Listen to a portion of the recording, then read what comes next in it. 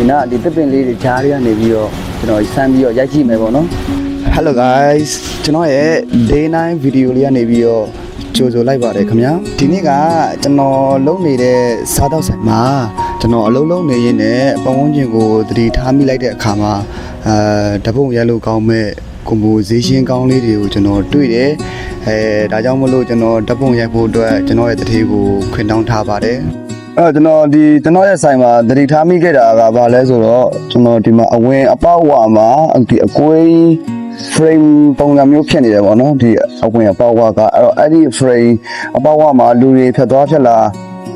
လမ်းလေးလျှောက်သွားတာကိုကျွန်တော်သတိထားမိခဲ့တယ်အားကြောင့်မလို့ကျွန်တော်အဲ့ဒီဖြတ်သွားဖြတ်လာတဲ့လူတွေဖြတ်သွားဖြတ်လျှောက်သွားတဲ့အချိန်ခဏတာလေးကိုကျွန်တော်တပုံရချင်းလေးပေါက်သွားတယ်ပေါ့နော်အားကြောင့်မလို့ကျွန်တော်ခု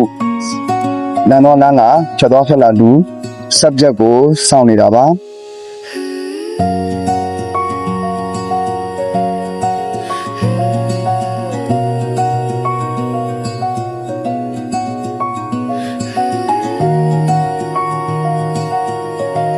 လမ်းလာကိုမတွေ့ဘူးနောက်တစ်ခါအပေါ်ကထပ်လျှောက်သွားပါတယ်ခင်ဗျာမပြောထပ်လာရင်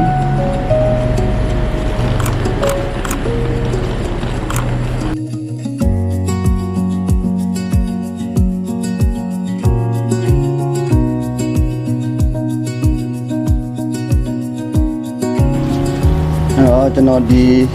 ရေတကုံပေါ့နော်ကျွန်တော်ဆိုင်ရရေလူလောက်ထားတဲ့ရေတကုံကိုလည်းကျွန်တော်ဒီတိုင်းပြောင်းရင်းသွားရိုက်မဲ့အစား